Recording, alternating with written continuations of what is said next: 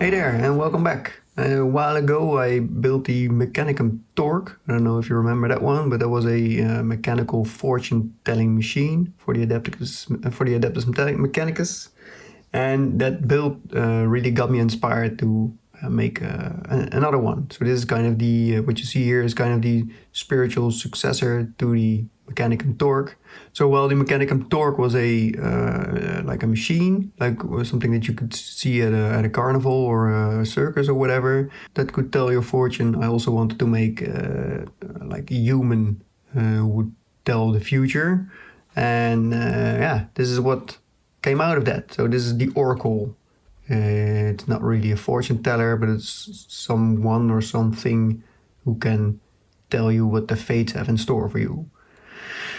And it's really based on one of the parts I like most about Warhammer legend and the mythos around it is the reading of the tarot cards, the reading of the cards. And I really wanted to build something, that would fit in the universe and to have a psyker read the fortunes, and then take it up a notch in terms of the grimdark, as you might have seen already. Yeah, so instead of making a single miniature, I decided to make a diorama out of this. Most of the diorama is the scenery from the kill team, the Gallowdark board. But the top of it is Adeptus Titanicus scenery, and then built up with all kinds of stuff that I had. But I used that Gallowdark scenery because there's all those screens in there, and I really wanted to. If you have like a fortune teller or an oracle, there's always a lot of stuff going around in the room, right? So there's lots of symbolism and small statues and things, and I wanted to do that, but then in the 41st millennium, so more digital. So the idea here is that the fortunes are also told digitally. So what you see here on the screens are the symbols and the sigils that the fortunes are telling from out of the warp. And I wanted to have the glow of the screens behind the fortune teller. Now the screens are actually, they worked out very nicely, I think, because they're actually water slide transfers. So I painted the screen like you would a lens, but then I added a white transfer. So I have a big selection of transfers, and I just took a couple of symbols out of that, all of them white, and I put them on, and then I glazed them with the right colors. Yeah, and there's all kind of small details in there. So there's a small statue there at the back. There's a statue here at the top, some Eldar. And here's some Dark Angel stuff. There's a lot of candles, so I made a video on how to make those. I'll link that. And of course, tons of skulls. Skulls everywhere. I really like the skull at the back as well, so I filled it with skulls. It's a skull filled with skulls. I don't know, does it get more 40k than that? I'm not sure. Of course, he has some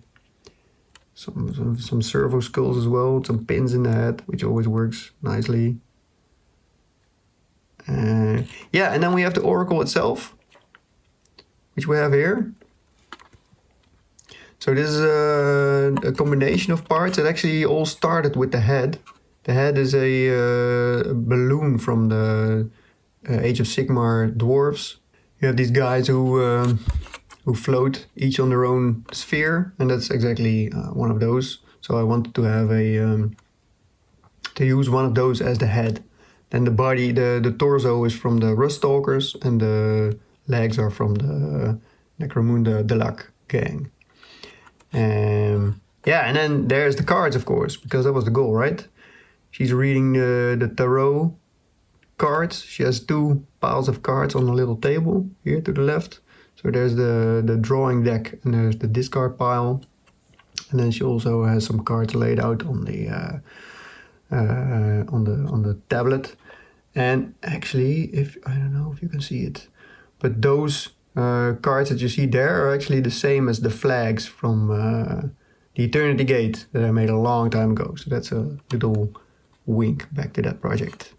Now she's telling some fortunes, and Again, here I want to make a combination of some old and new stuff.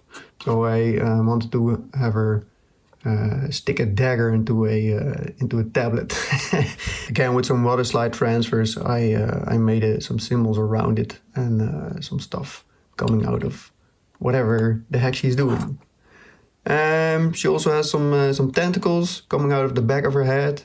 One with a skull with a sensor, and one with, I don't know, a drill or maybe some caster or whatever. Here she has a small table with more candles and a hourglass. Hourglasses always work well. Yeah, so I won't be going through all the details of all that's on there. I'll make some pretty videos of it as well so that you can check out everything that's on there yourself. And oh yeah, of course, she also has a familiar. I don't know, an oracle needs a familiar, right? So something with a bottle of green liquid and a glowing eye. Yeah, and on the back, there's nothing special. It's just a closed black piece. Didn't want to put too much effort in that because you won't ever be able to see it probably. Just a display piece like this. Looking back on this project, I actually finished the build a long time ago already. I mean, if you look at the candles video, how to make the candles, I think that's almost already a year old. So I built it quite quickly actually. But then the painting stage simply took me forever. I couldn't say how long it took me, but I got stuck on the screens basically because I was a bit scared to mess them up. At first I thought I would freehand all the symbols on there, and that kind of scared me because it was such a lot of work. And then I thought, yeah, I can try some decals. Yeah, and as I said, that worked out quite well. So that would be a big tip. I think it's a nice, actually quite easy way to make some screens. And something else that I did is make a difference between the screens that are off and the screens that are on. So the screens that are off are more black with a hint of green, and the greens that are on are more green with a little bit less black. One of the mistakes I think I made when I started this, which also held me back, is I primed it in silver. I should have primed it in black, because what I want to have was a very big contrast between the center figure, like the oracle, and the background. And if I would have started from black, it would have been easier to get that contrast. So if you look at my background here, but this one I started from black and then painted up to metal, which becomes way darker than starting from metal and then washing down. So I used a lot of washes before I actually got it this dark, and that took more time than it would have otherwise. So that was a bit of a mistake. But anyway, I think it still worked out very nicely. I love that it's floating above the days. I mean, I would imagine the people coming there having to look up to this figure like this, which becomes very imposing and scary probably. Won't know what language, mechanical language or actual language they would be speaking, but it might be scary. And the other thing I did is, I don't know if I can get it to work, but I tried to make the halo match with the head as well. Thing too, there's a small statue in the back as well, like a shrine to some saint, I don't know exactly what. Yeah, so there it is, my oracle of the 41st millennium. Hope you liked it, hope you heard some interesting stuff, and I'll see you next time. Goodbye.